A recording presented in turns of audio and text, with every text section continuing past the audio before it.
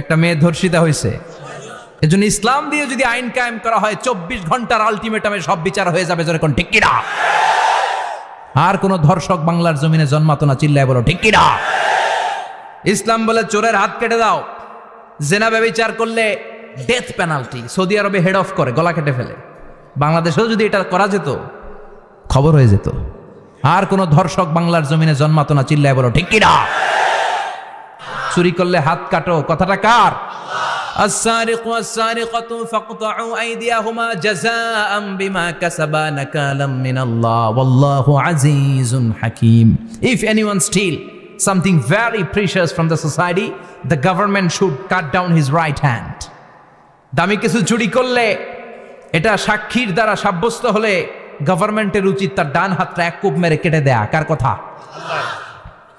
বানু মাখজুমিয়া গোত্রের এক মেয়ে মদিনাতে চুরিতে ধরা পড়ল। অনেক বড় ফ্যামিলির, ডিগনিফাইড শিল্পপতির মেয়ে। সাহাবারা বলল, এই মেয়ের হাত যদি বিশ্বনবী মদিনায় কেটে দেয়, মদিনাতে তো মারামারি লেগে যাবে।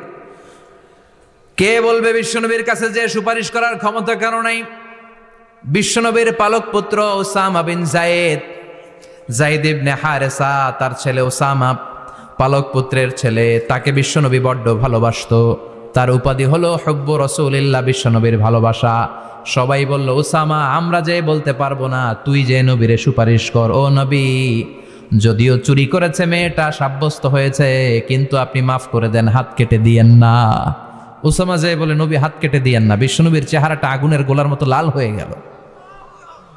বিশ্বনবী বললেন, ওসামা, এটা আল্লাহর আইন, সুপারিশ করার সাহস তোর বুকের ভিতরে দিল কে? কে দিয়েছে স্পর্ধা? লাউ আন্না ফাতিমাতা বিনতে মুহাম্মদ সারাকাত লাকাতা মুহাম্মাদুন ইয়াদাহা। এই মেয়ে তো দূরের কথা, আমার কলিজার টুকরা, নয়নের পুটুলি, জান্নাতি নারীদের সর্দারানী আমার মেয়ে ফাতেমাও যদি চুরিতে ধরা পড়ে, আমি তলোয়ারটা বের করে ফাতেমার হাত কেটে দিতে 1 সেকেন্ডও দেরি করব না। কারণ আইনটা কার? চিল্লায় বলেন কার? এজন্য বাংলাদেশে চুরি চামারি আসার নাই, হাজার হাজার কোটি টাকা উধাও হয়ে যায়, আছে না নাই? যারাই চুরি করবে হাত কেটে দেয়া হবে। বাইতুল মুকাররমের স্কয়ারের সামনে হাত কেটে দেয়া হবে। আর প্রতিটা চ্যানেল লাইভ ব্রডকাস্ট করবে, এটা সরাসরি সম্প্রচার। আমরা সবাই দেখবো কেমনে চোরদের হাত কাটে। এই নিয়ম যদি করে দেয়, দেশে আর চোর খুঁজে পাওয়া যাবে? কথা কন। তবে এই চোর লাউ চোর, ডাইল চোর, মুরগি চোর না, যারা 1000 কোটি টাকা মেরে দেয়। এক সিগনেচারে দেশের 10,000 কোটি টাকা নাই, চিল্লায় বলো ঠিক কিনা?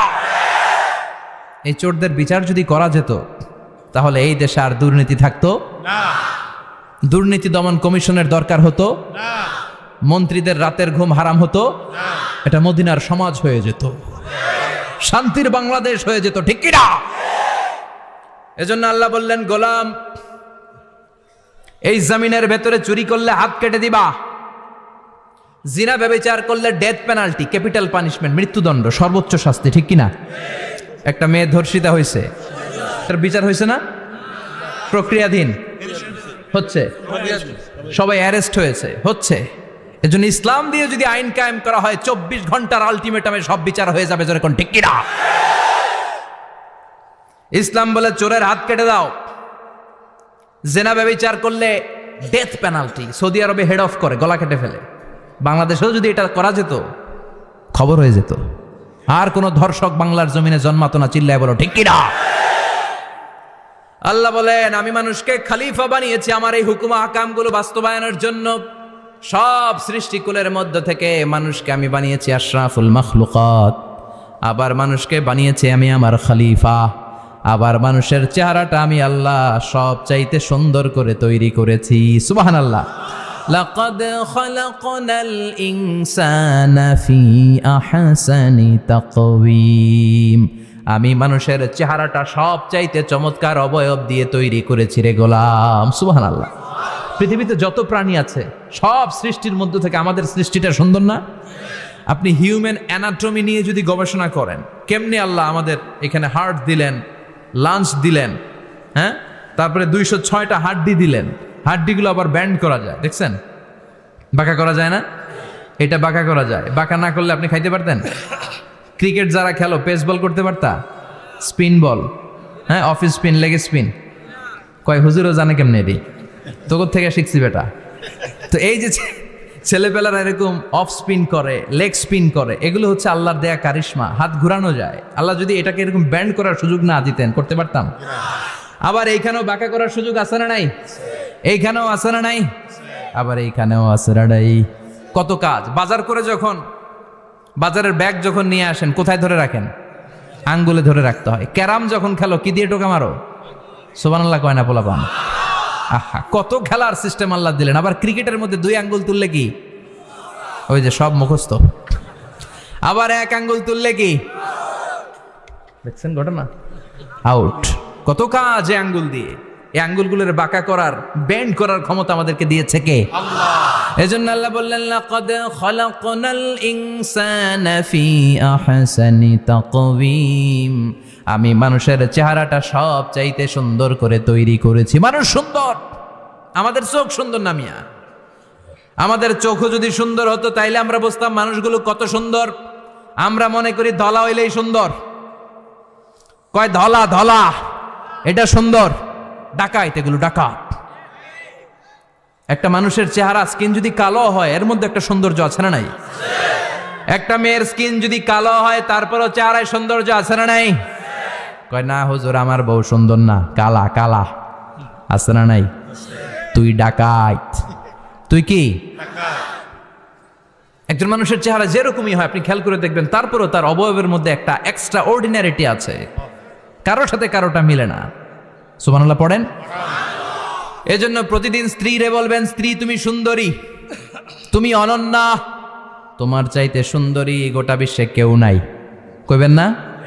মুরব্বীরা কয় না, কইতাম না, আগে কইয়া ফেলাইছি।